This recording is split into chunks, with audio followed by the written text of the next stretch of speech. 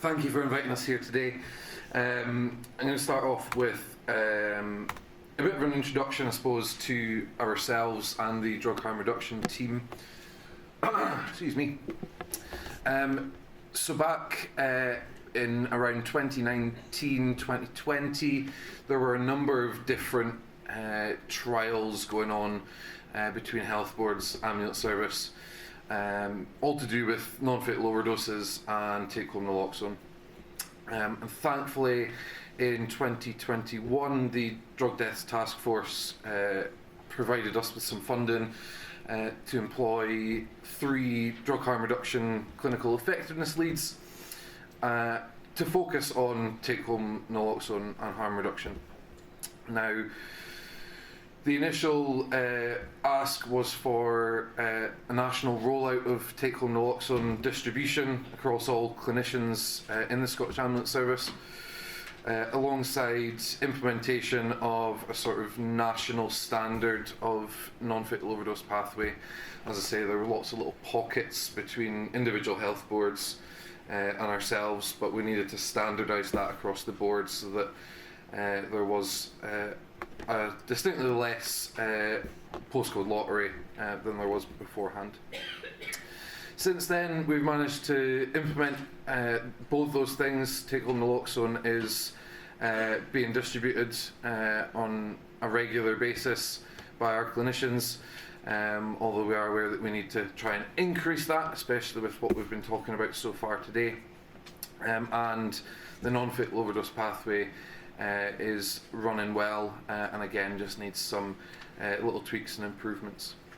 We've focused on increasing proactive referrals and ultimately working to challenge stigma, largely around clinicians and their views, but also we do a lot of work out with the ambulance service, assisting partners in that stigma and take-home naloxone work. And ultimately, we do that with a large number of key partners. We try our best to contribute to all the partners you see on the screen and more, to make sure that we are effectively working in partnership across the country, nationally and in localities. So we move on to talk about the actual trends, and I'm going to start off with just a general overview of excuse me, of trends that we're seeing, and how we sort of monitor our data coming in. So this is our non-fatal overdose pathway data.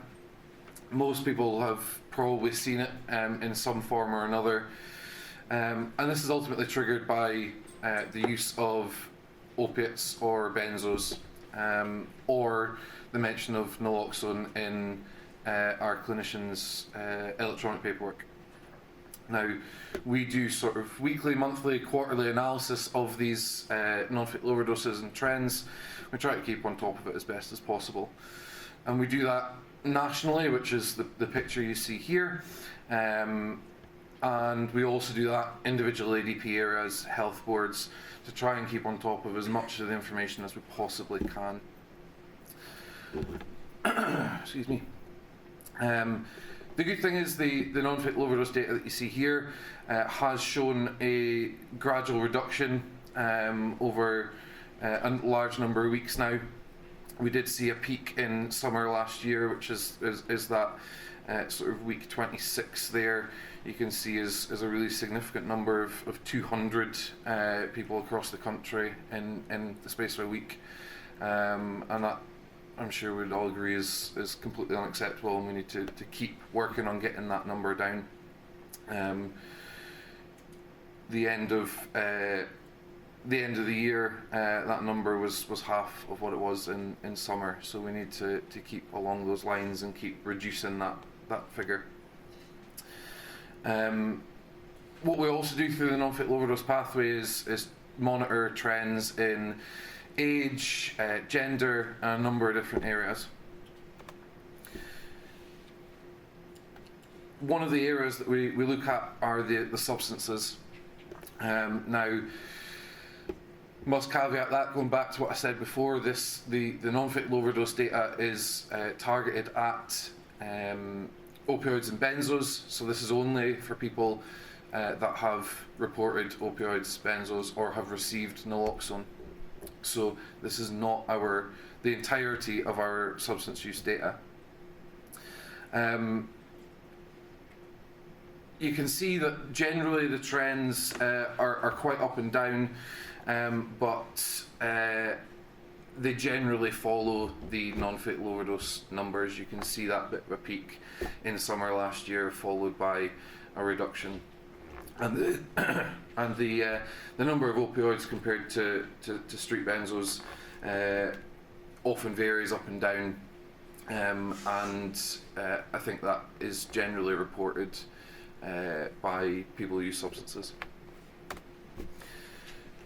Another thing that we've kind of focused on this year is actually around how our clinicians respond to overdoses through their use of naloxone. Now, while we've only been able to, as clinicians, distribute naloxone for a couple of years, we've been able to administer naloxone for emergency treatment for a large number of years, back into the early 2000s. And we did a review at the end of last year based on data from 2022 and 2023 of naloxone administration by clinicians. The number of instances where naloxone was administered roughly follows the same trend as the non-fatal overdose numbers. You can see that in the large graph there. So the percentage of non-fatal overdoses that are receiving naloxone stays relatively stable. But there was some interesting data actually that you can see on the right of the screen there around maybe the reliance on it in some situations and how effective it is. So we noticed that the clinicians maybe rely on naloxone, and 9% of patients who received it had absolutely no reduced respiratory rate and absolutely no reduced Glasgow Coma Scale. So they were conscious and breathing normally, but still received naloxone. And that's a bit concerning, and that's something that we need to address in a compassionate way to remind people that naloxone is there as a life-saving measure, not just as some way to remove the substance from someone's system. It was also noted to be ineffective on improving consciousness. So you can see in the pie charts there that only 2% of people experienced an improved Glasgow Coma Scale compared to 41% experiencing improved respiratory rate. Now obviously we encourage clinicians to target respiratory depression and not level of consciousness, and hopefully this helps us to target that. Ambulance services very data driven, and being able to provide this data will hopefully help clinicians to see the effects of their treatment. It was also interesting to note that most people only received one dose of naloxone, and there's a couple of hypotheses around that. Are clinicians using that as a sort of diagnostic tool around opioids, where they're maybe not 100% sure what substance has been taken? They give one dose of naloxone and it's not worked, okay, it's not opioids. Again, are they a bit reliant on it? Has it maybe just been effective after one dose, which should be really positive? And also maybe a consideration around proximity to hospital and actually is there only time to give a single dose? Ultimately this data is relatively crude, but it gives a good indication of the effectiveness of naloxone and can be assessed over time to analyse the effects of naloxone on the sort of nitazene fueled market, and potentially used as an early indicator of xylazine in the heroin market as well. So we've got a lot of work to do through this analysis. And the final bit for me before I hand over is actually how do we use this moving forward? I've kind of mentioned how we do that with the individual bits of data, but we are looking at actually improving our electronic patient reporting system, hopefully in summer this year, probably more likely to be in autumn by this point. But hopefully we can improve the accuracy of data through improved compliance, and just making some small little changes.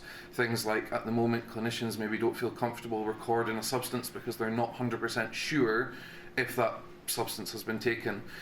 Simply by adding a confirmed or suspected button will hopefully increase the amount of substance data that we're getting, because they'll feel a bit more comfortable to record that. Small little changes will hopefully improve that compliance.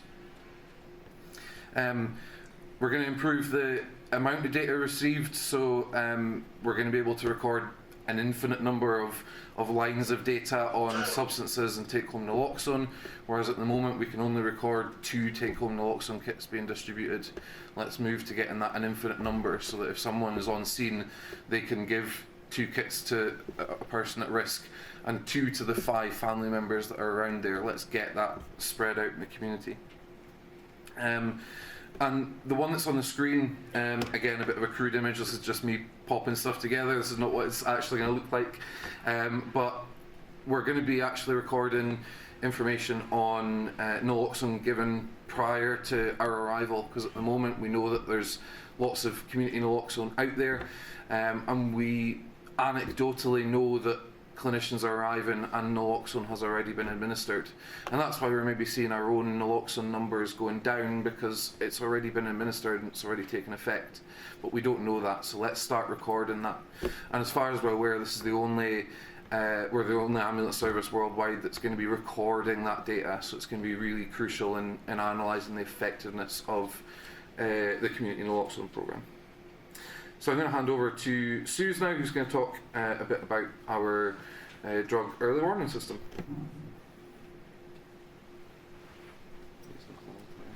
And I'm not going to clip that on, or you'll just hear my hair swishing about all day and nobody will hear anything. So we're just going to look now at our early warning system. So anybody in here will probably know, be fully aware of what's happened in Dublin, and if you're not aware of what happened in Dublin, you've obviously been living in a cupboard for a wee while.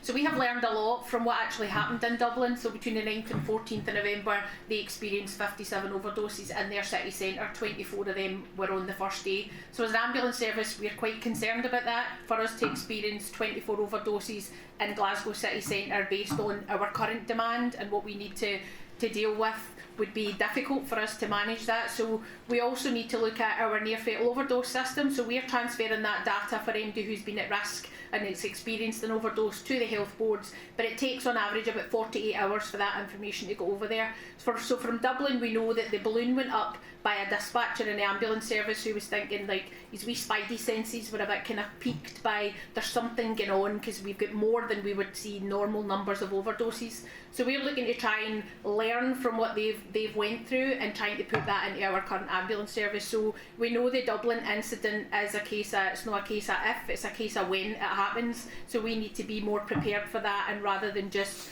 wait on see what it's actually going to happen. So us as a team came up with a great idea that we would look at some kind of early warning system. So we call it the DREW, so the Drug Early Warning System. You've got people who have the LU, so you've got the local early warning system. We then looked at, do we call it a national early warning system? But in the ambulance service, the NEWS acronym is something completely different, so we just steered clear of that. So currently just now we are looking at the feasibility of an automated system. So when you phone an ambulance and they go through the wee questions, through the ProQA, it codes your job. So a code 23 is an overdose. So we're looking at some automated system where it can map, where we can start to see emerging trends appearing in a particular area, that we could have a visual, but also our strategic operations managers can look at that and say, we've got an emerging concern in this particular area. Because the earlier that we can give local areas a heads up that you've potentially got something emerging, similar to what they did in Dublin, you can invoke what your resilience plannings are within the EDP. So again, like Dublin, taking to the street, going to safeguard people, try and get drug samples, try and get that more community, use it as an opportunity to engage in people with that harm reduction. So the mapping system, we've got good skills, but we've not got coding skills, so we need assistance from other people, so it's in the back burner just now. But in the interim period, we've put an operational alert out in our ACCs to ask for the help of our dispatchers and our duty managers. So if they're starting to see an increase in overdoses, sudden collapses or cardiac arrests, which may be drug related, in a particular area, or there's more than one casualty coming out of one area, to notify us as a service. So we would then be looking to review those incidents. Is it above normal, what we would normally see? Is there a pattern of potentially reported drugs? Do we have a concern? So we would then be looking to escalate that up to Public Health Scotland's radar team. Obviously they've only got capacity to kind of deal with that during office hours, so we're also looking at, out with our office hours, who do we notify? So that's going out to our local key contacts. So we've gone to our ADPs to say, who are your individuals that we should be notifying if we've seen an emerging concern of drug related harm. So we're looking for a nitazene type outbreak, but it could be absolutely anything. You know, we're talking about a contaminated drug supply and that levelled increase of harm. So currently it's been on operation since the 2nd of March. We put it in place. We don't have a SOP. We don't have anything written in paper. It's in our 3 heads. We're like, it's great. We'll learn as we're going.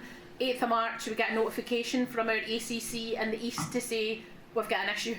So between 6 o'clock in the morning and 1 o'clock in the afternoon, they had 3 deaths which were highly likely to be drug related based on what was in the environment that our crews responded to.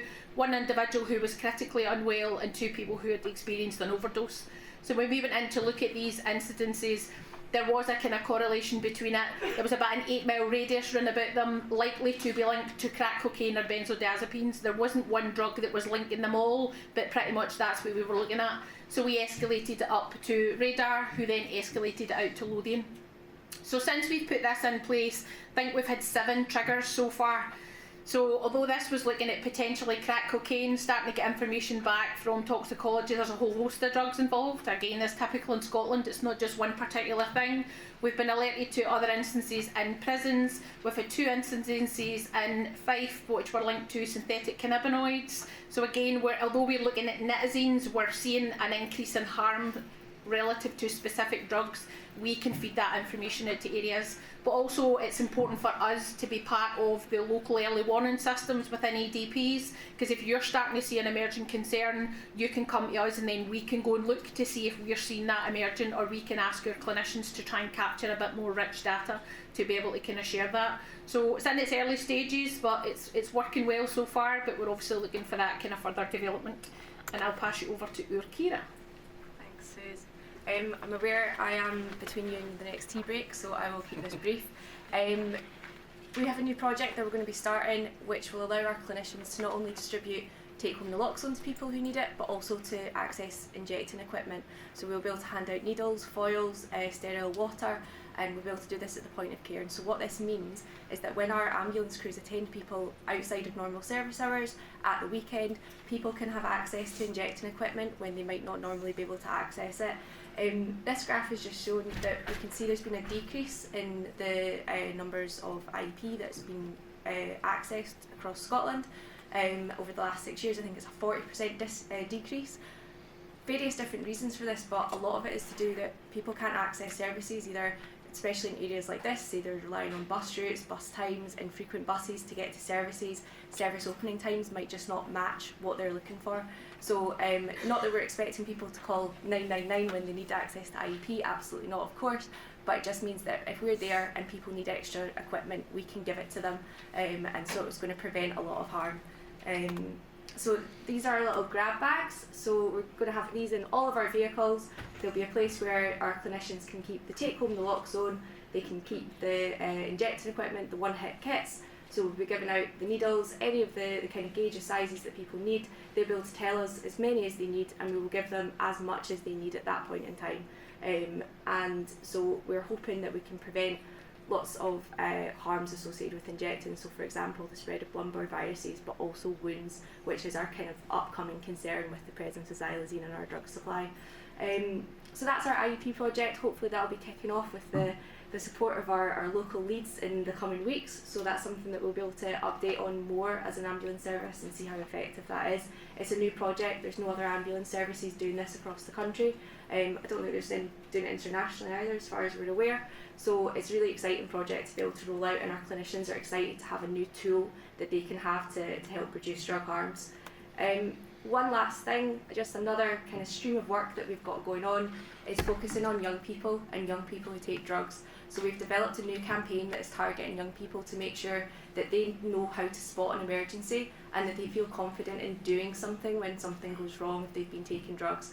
Because we understand that there is quite a lot of stigma that still exists around drugs, but also young people just being worried about the consequences of getting in trouble, and sometimes that can supersede their desire to do something. So we know very often a young person might become unwell, they maybe are at a party or a nightclub, they leave the venue, they leave the party, their condition deteriorates, and by the time the ambulance gets there, actually their condition has deteriorated quite extensively. So this is something we've been going into schools, we've been talking to young people and saying, what would you do? Do you know you can call an ambulance? You can trust us because we're here to help. Our focus is on your health. We're not here to get you in trouble. It's actually about just treating you and treating you as quickly as possible. So this has been really well received. We've been going into schools in Fife initially, and we'll soon be rolling that out to other areas in Scotland. Just our clinicians going in and having really good chats, and there's also the opportunity to embed this into existing drug education as well, so our clinicians can come around and do CPR demonstrations, and it's been really well received by the young people, so we're really glad to kind of develop this new piece of work as well, that will hopefully have a legacy of improving young people's confidence in responding to a drug emergency and ultimately reduce drug harms. So that's everything from us, and somebody will be on the panel later to answer any questions, but there's our contact details. We cover north, east, west, so thank you.